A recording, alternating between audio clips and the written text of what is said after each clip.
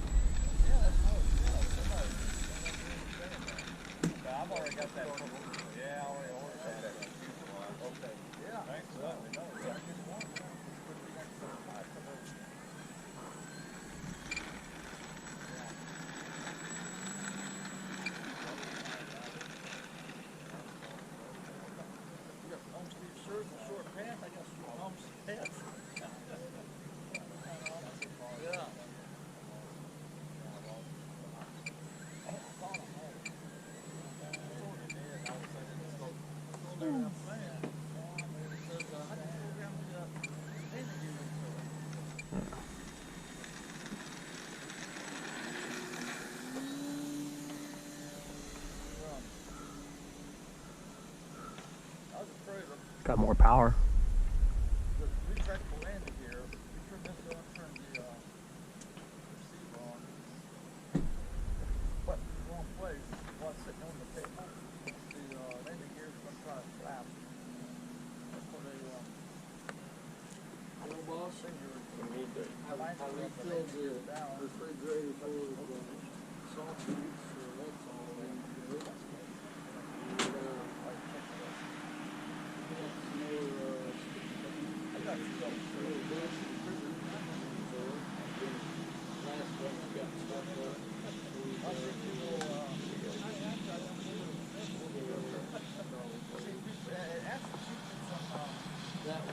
Good.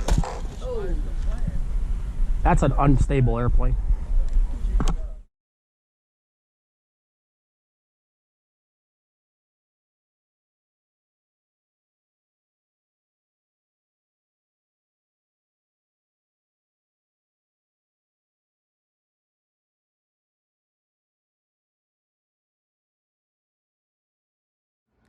So as you can see, the plane is, it's a little bit beyond repair. I mean, I could glue the nose back on it, but it just won't fly the same. I'm just gonna go ahead and retire, and I got other planes that need to be flown, especially that one up there.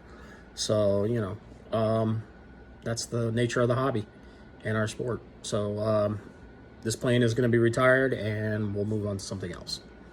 So if you like the video, please press the like button on there, and also subscribe and share the video. I appreciate it. Model Man Frank out.